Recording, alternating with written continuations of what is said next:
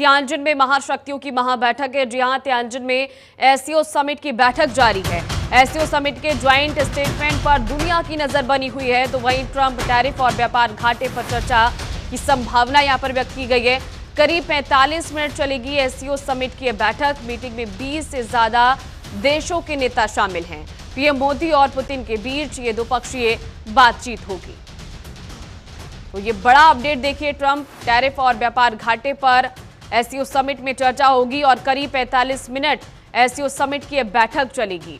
20 से ज्यादा देशों के नेता इस बैठक में शामिल हैं और सबकी निगाहें एससीओ के ज्वाइंट स्टेटमेंट पर भी बनी हुई हैं। तियानजिन में महाशक्तियों की महाबैठक।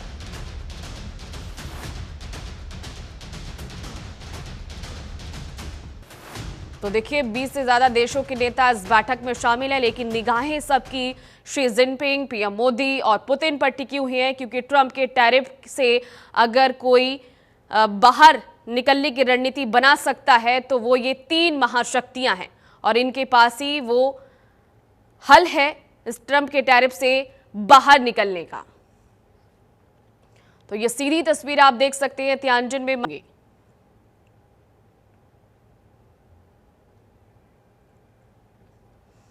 तो तियानजिन में महाशक्तियों की महाबैठक, 45 मिनट तक ये बैठक चलेगी और फिलहाल ये बैठक अभी जारी है। 20 देशों से ज्यादा के लीडर्स यहां पर इस बैठक, उन सभी विषयों को थोड़ी देर में हम साझा करेंगे।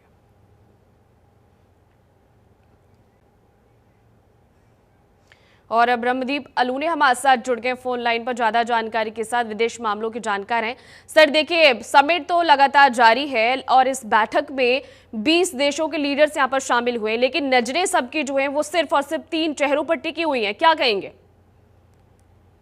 बिल्कुल, देखिए मीनाक्षी जी, बहुत महत्वपूर्ण बैठक है ये, खासकर इसलिए भी क्योंकि ट्रंप के टैरिफ जो प्लान है उसके कारण पूरी दुनिया अस्त व्यस्त हो गई है और भारत को उसमें खासतौर पर टारगेट किया गया है। लेकिन ऐसा लगता है कि शंघाई कोऑपरेशन से ज्यादा दुनिया की नजरें इस बात पर है कि भारत के द्विपक्षीय जो रिश्ते हैं वो कितने चीन से मजबूत होते हैं, या पुतिन और मोदी की मुलाकात और पुतिन और शी जिनपिंग और मोदी जी की मुलाकात, इन दोनों मुलाकातों में वो कौन से समझौते होते हैं जिनका व्यापक वैश्विक असर अमेरिका को परेशान कर सकता है और अमेरिका को चुनौती भी दे सकता है। दूसरी तरफ एक यूरोप की यह भी नजर हो सकती है कि क्या पिछले 1-1.5 दशक में जिसमें भारत ने समान दूरी बनाकर रखी थी, खासकर या यूं कहिए कि समान संबंध कायम करने की कोशिश की थी अमेरिका और रसिया और चीन और यूरोप से,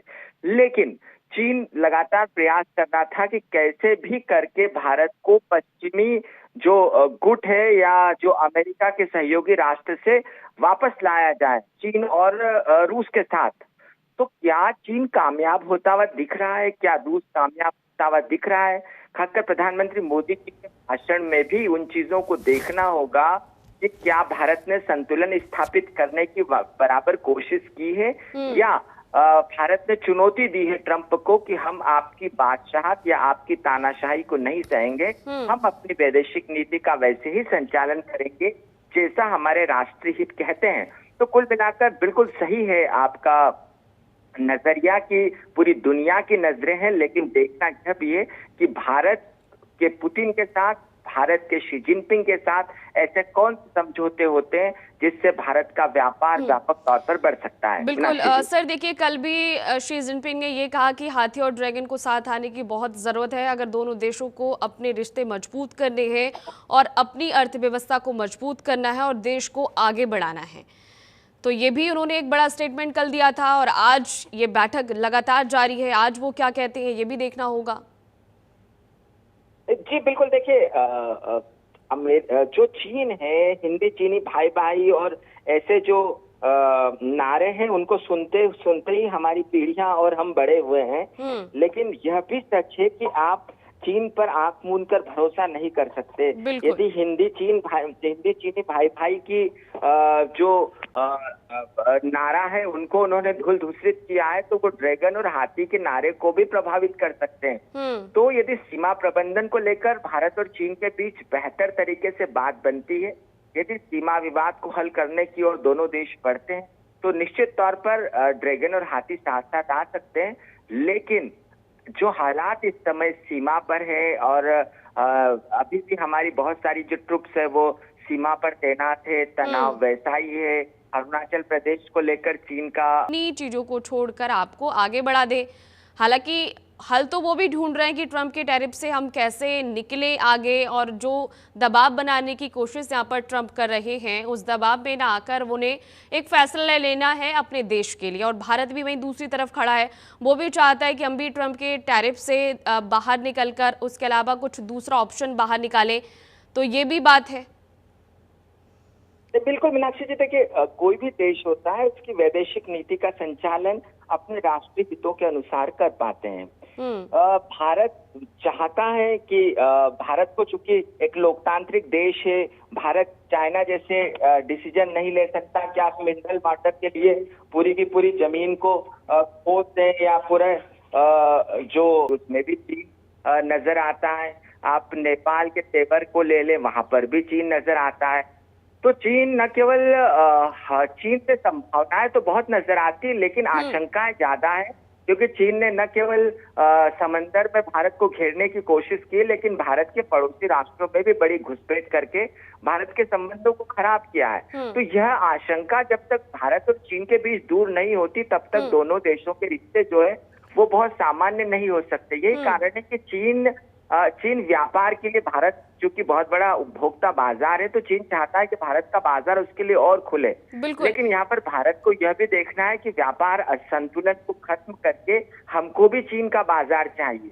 बिल्कुल सर, आपने बिल्कुल सही कहा, क्योंकि चीन ने तो अपना बाजार जो है वो बहुत अच्छे से ढूंढ लिया है, लेकिन भारत को जरूरत है एक बड़े बाजार की, ताकि वो भी अपने जो व्यापारिक मुद्दे हैं उनको और अच्छे से मजबूत कर पाए। क्योंकि किसी भी देश को अगर मजबूत होना है तो उसके लिए अपनी अर्थव्यवस्था को सबसे पहले मजबूत करने की जरूरत है। अमेरिका तो ट्रंप से कर रहा है, चाइना के पास मार्केट बहुत अच्छा है। अब ऐसे में सवाल यह है कि भारत क्या करेगा और क्या करना चाहिए। अगर आपके हिसाब से हम देखें और समझें कि भारत को ऐसे समय पर क्या करना चाहिए, क्योंकि मार्केट भारत भी ढूंढ रहा है। ट्रंप अपने टैरिफ नीति से जो है वो लगातार अपने देश को मजबूत करने की कोशिश कर रहे हैं। वो तो अपने कोर्ट के दावों को भी नकार देते हैं, कह देते हैं कि कोर्ट का जो फैसला है वो विनाशकारी है। नहीं, बड़ा अहम सवाल पूछा है मीनाक्षी जी। देखिए, भारत क्या कर सकता है। आप पिछले कुछ वर्षों में देखिएगा कि भारत के पड़ोसी देशों से संबंध बहुत खराब हुए हैं, और हम दूर के पड़ोसियों पर भरोसा करें उससे बेहतर है कि हम हमारी सीमा से लगे देशों पर भरोसा करें। भारत को सार्क को वापस मजबूत बनाने की जरूरत है। इसके साथ ही साथ भारत को आसियान के देशों से जितना व्यापार बढ़ा सके उतना बढ़ाना चाहिए, क्योंकि ये जो आसियान और सार्क है, इन देशों से हमारे बड़े गहरे ऐतिहासिक और सांस्कृतिक संबंध है। तो जब तक हम ट्रेड टू डिप्लोमेसी पर काम नहीं करेंगे, जिसमें शिक्षाविदों को आप भेजिए, धार्मिक यात्रा एक दूसरे के देशों में हम करें, तो ऐसे भारत में चूंकि बौद्ध ले लें, आप इस्लाम ले लें, यहूदी ले लें, ईसाई ले लें, हमारे देश में सारे लोगों के लिए बहुत अवसर है। तो भारत जो है वो वैसा ही भारत को बर्ताव करना पड़ेगा। उदाहरण अन्य राष्ट्र उतार है, तो भारत को बाजार अपने पड़ोस में ढूंढना पड़ेगा, और उसमें व्यापक जो है अवसर भी उपलब्ध है। आप इंडोनेशिया को ले लें, बहुत पर्यटक के तौर पर बड़ा उभर रहा है। आप मलेशिया को ले लें, या आप हिंद महासागर से लगते हुए अन्य देशों को, कंबोडिया को ले लें, थाईलैंड। उसके साथ ही साथ एक दूसरे का विश्वास भी बढ़ेगा, और यह विश्वास बढ़ता है तो फिर भारत तीसरी दुनिया का सही तरीके से नेतृत्व कर पाएगा। मुझे पूरा भरोसा है कि हमारी कूटनीति इस दिशा में जरूर सोच रही होगी। बिल्कुल सर, एक चीज यहाँ पर और भी है, टेक्सटाइल इंडस्ट्री की अगर हम बात करें, टेक्सटाइल सेक्टर जो है वो सबसे ज्यादा प्रभावित हुआ है ट्रंप के टैरिफ से। तो अब सवाल यहाँ पर ये उठता है कि क्या टेक्सटाइल इंडस्ट्री को बूस्टअप करने के लिए पीएम मोदी चाइना के साथ बातचीत करेंगे, क्योंकि चीन जो है वो लगातार ये तो कह रहा है कि हम तो व्यापारिक साझेदारी बढ़ाने के लिए एकदम तैयार हैं। तो क्या वो टेक्सटाइल इंडस्ट्री के लिए बड़ा कारगर साबित होगा यहाँ पर? नहीं, देखिए मीनाक्षी जी, हमको टेक्सटाइल इंडस्ट्री अमेरिका से प्रभावित हुई। हमको ऐसा बाजार चाहिए जहाँ के लोगों के जेब में पैसा भी हो, और यदि आपको अपना व्यापार व्यवसाय टेक्सटाइल जैसी चीजों में बढ़ाना है तो फिर आपको यूरोप की ओर रुख करना पड़ेगा, अमेरिका की ओर रुख करना पड़ेगा, और वहीं पर बांग्लादेश मानव अधिकारों की उपयोगिता को समझते हैं, तो आप इंतजार कीजिए, थोड़ा सा टेक्सटाइल को लेकर जो हमारी दिक्कतें जो ट्रंप ने खड़ी की वो दूर होगी और आने वाले समय में यूरोप में हमारा सामान सही तरीके से जाएगा, जिससे हमारे जो मजदूर हैं या जो कामगार प्रभावित हुए हैं उनको भी राहत मिलेगी। देखिए, आर्थिक तौर पर संबंध बनाने के लिए हमको चीन की जरूरत है, रणनीतिक तौर पर संबंध बनाने के लिए हमको रशिया की जरूरत है, लेकिन हमको तकनीक के लिए यूरोप और अमेरिका की जरूरत है। हम इसको नजरअंदाज नहीं कर सकते। नासा और इसरो के संबंधों को हम नजरअंदाज नहीं कर सकते। मीनाक्षी जी, हम जो है वो रूस और चीन की जो कूटनीति है या जो दिशा है उस पर हम इसलिए नहीं चल सकते क्योंकि हमारे वैश्विक हित अलग है। हमको हमारे देशों के करीब 1.5 अरब लोगों की चिंता करना होती है, तो ऐसे में भारत कतई नहीं चाहेगा कि वह चीन और रूस के साथ हाँ मिलाता नजर आए। अभी अमेरिका से संबंध खराब हो सकते हैं, लेकिन आने वाले समय में अमेरिका को भी हमारी जरूरत है। दूसरी बात है कि यूरोप में हमारे बहुत सारे विद्यार्थी पढ़ते हैं, वहां पर हमारे बहुत सारे जो पूंजीपति है या जिनका पैसा लगा है उनके हित भी जुड़े हैं। तो भारत नियंत्रण और संतुलन की नीति पर चलता रहेगा और मुझे नहीं लगता कि इतनी जटिल परिस्थिति के बावजूद भारत अमेरिका या यूरोप के खिलाफ कोई सख्त कदम उठाए या सख्त संदेश देने में रूस और चीन का भागीदार बने। सर देखिए, दुनिया भर में चर्चाएं तो भारत और चीन की हो रही है, लेकिन रूस भी तो इसमें शामिल है सबसे ज्यादा। तो रूस के लिए क्या कहेंगे? पुतिन भी वहां पर पहुंचे हुए हैं और दिसंबर में दौरा करेंगे, वो भारत का रुख करने वाले हैं। देखिए मीनाक्षी, हम भारत पुतिन की बराबरी नहीं कर सकता, नहीं शी जिनपिंग की बराबरी कर सकता है, क्योंकि शी जिनपिंग एक साम्यवादी नेता है, पुतिन एक तानाशाह है और भारत एक लोकतांत्रिक देश है। दूसरी बात है कि इसमें कोई संदेह नहीं है कि रूस ने यूक्रेन पर हमला किया है और भारत जो है वो हमला करने वाले या युद्ध करने वाले राष्ट्रों का कभी समर्थन नहीं करता। पुतिन चूंकि रूस हमारी जरूरत है, चूंकि हम सबसे ज्यादा हथियार खरीदते हैं, तकनीकी का हस्तांतरण करते हैं, हमारी बहुत सारी चुनौतियां जिसको लेकर रूस से हमारी उठती है, लेकिन इसका मतलब यह नहीं है कि हम रूस के साथ खड़े हो जाएं या पुतिन के साथ खड़े हो जाएं, और भारत ने इसका पालन भी किया है। तो भारत जो है वो पुतिन और शी जिनपिंग ऐसा चाहते हैं कि भारत रूस और चीन के साथ एक त्रिकोण में शामिल हो जाए, लेकिन हम यह भी नहीं भूल सकते कि सब 1971 का रूस नहीं है जो कि भारत के लिए आंख मूंद कर खड़ा था। ऑपरेशन सिंदूर में भी आपने देखा कि रूस ने भारत को रणनीतिक भागीदार बताया, लेकिन पाकिस्तान को दुश्मन नहीं बताया, और चीन तो पाकिस्तान की मदद की है। तो ऐसे में तांत्रिक देश है, भारत मानव अधिकारों को पसंद करने वाला देश है, और जहां पर लोकतंत्र और मानव अधिकारों की बात आती है तो दुनिया यूरोप या अमेरिका की तरफ देखती है, दुनिया कभी चीन और रूस की तरफ नहीं देख सकती। मीनाक्षी जी, सर अगर हम समझना चाहें कि कितना मुश्किल है एक देश को आगे बढ़ाना, जो देश लोकतांत्रिक देश हो और एक देश वो जो तानाशाही जहां पर चलती हो, तो उनके लिए क्या अलग अलग चुनौतियां हो सकती है अगर हम आपके हिसाब से समझें, और अपने अपने देशों की अर्थव्यवस्था को मजबूत करना हो? देखिए, लोकतांत्रिक देश की चुनौतियां या लोकतांत्रिक देश के फायदे पूछे तो मीनाक्षी जी जैसी एंकर यदि खुलकर भारत की विदेश नीति पर चर्चा कर रही है तो ये लोकतंत्र की ताकत है। यदि ये रूस या चीन होता तो मीनाक्षी जी कभी भी ऐसे प्रश्न नहीं कर पाती। तो लोकतंत्र के ये फायदे हैं, लेकिन लोकतंत्र की चुनौतियां भी है कि आप एक तरफा निर्णय नहीं ले सकते, आपको विपक्ष को भी विश्वास में लेना है। दूसरी बात है कि आप किसी एक या सख्त संदेश देने में रूस और चीन का भागीदार बने। सर देखिए, दुनिया भर में चर्चाएं तो भारत और चीन की हो रही है, लेकिन रूस भी तो इसमें शामिल है सबसे ज्यादा। तो रूस के लिए क्या कहेंगे? पुतिन भी वहां पर पहुंचे हुए हैं और दिसंबर में दौरा करेंगे, वो भारत का रुख करने वाले हैं। देखिए मीनाक्षी जी, हम भारत पुतिन की बराबरी नहीं कर सकता, नहीं शी जिनपिंग की बराबरी कर सकता है, क्योंकि शी जिनपिंग एक साम्यवादी नेता है, पुतिन एक तानाशाह है और भारत एक लोकतांत्रिक देश है।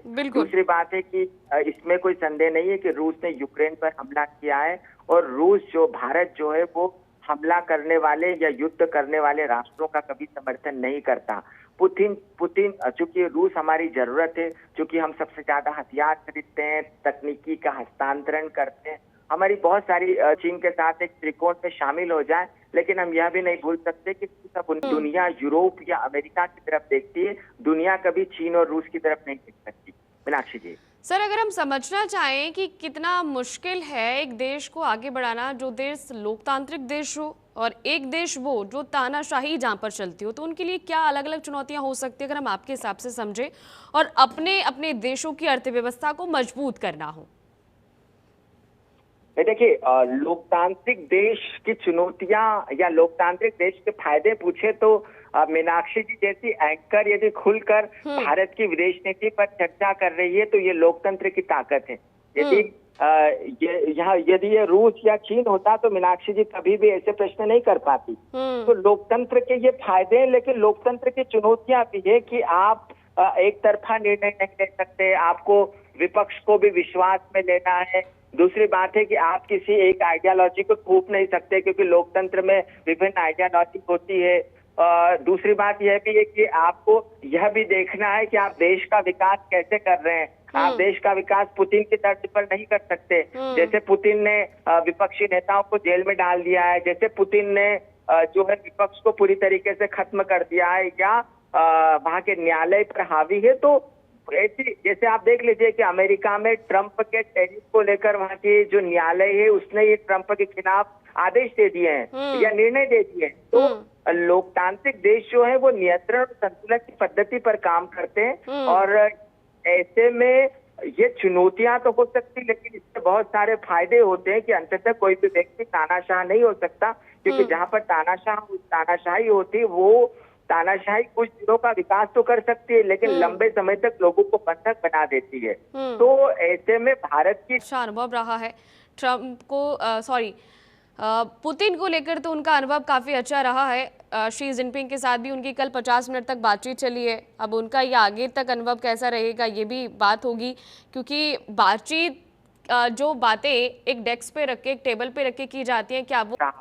तो भारत और सोवियत संघ के नेता या भारत और रूस के नेता जब भी मिलते हैं तो उनमें एक गजब की जो केमिस्ट्री दिखाई देती है या बहुत बड़ा विश्वास दिखाई देता है। और भारत को जब भी हथियार खरीदना होते हैं रूस से तो भारत को सोचना नहीं पड़ता, मतलब इसका चिंता नहीं होती कि हमने सुखोई खरीद लिया और उन्होंने तकनीकी हस्तांतरण नहीं किया तो क्या होगा। तो ऐसे में भारत और पुतिन के जो रिश्ते हैं वो बहुत मजबूत है, और दोनों देश एक दूसरे की चिंता करते भी। आपने देखा भी है कि भारत ने आज तक कभी भी पुतिन का विरोध संयुक्त राष्ट्र में नहीं किया, जबकि पश्चिम का हम पर गहरा दबाव था। तो निश्चित तौर पर अभी जो बैठक हुई है उसमें मोदी जी और पुतिन की बहुत अच्छी बातचीत हुई होगी, और रूस इस बात को बेहतर तरीके से जानता है कि बातचीत वो चीन के कारण नहीं हुए हैं, वो पुतिन के कारण हुए हैं। पुतिन ने मध्यस्थता करने की कोशिश की। तो यदि भारत पुतिन पर इतना भरोसा करता है तो पुतिन को भारत पर भरोसा करके वैसे ही समान दूरियां बनाना चाहिए पाकिस्तान से, जैसी एक दौर में हुआ करती थी कि रूस से कोई भी प्रश्न है या पुतिन को लेकर भारत जितना संजीदा होकर चीन से बेहतर संबंध कर रहा है तो वह प्रतिबिंबित होना चाहिए चीन और पाकिस्तान के रिश्ते पर, वो प्रतिबिंबित होना चाहिए रूस और पाकिस्तान के रिश्ते पर। क्योंकि यदि भारत से आप हित चाहते हैं तो आपको आतंकवाद से और आतंकवाद को प्रश्रय करने वाले देशों से दूरियां बनानी होगी। लेकिन अब निकल कर तब आएगा यदि शंघाई कोऑपरेशन जो बिल्कुल सर, आपने बिल्कुल सही कहा, क्योंकि अब सबकी निगाहें तो लगातार एससीओ के ज्वाइंट स्टेटमेंट पर टिकी हुई है। अब देखने वाली बात होगी क्या स्टेटमेंट निकल कर सामने आता है। बहुत बहुत शुक्रिया हमारे साथ जुड़ने के लिए और तमाम चर्चा करने के लिए। तो देखिए, वैश्विक ताकतों का महामिलन, महाबैठक ये हो रही है। क्या कुछ फैसले एक टेबल से निकलकर सामने आते हैं। वैसे तो देखा जाए 20 देशों के लीडर्स जो है इस बैठक में शामिल हैं, लेकिन 3 बड़े चेहरों पर सबकी निगाहें टिकी हुई हैं। और ट्रंप के टैरिफ से निपटने के लिए क्या फैसले लिए जाते हैं ये भी देखना दिलचस्प होगा। फिलहाल खबरों में बस इतना ही। लगातार बनी रहिए जनतंत्र टीवी के साथ। नमस्कार।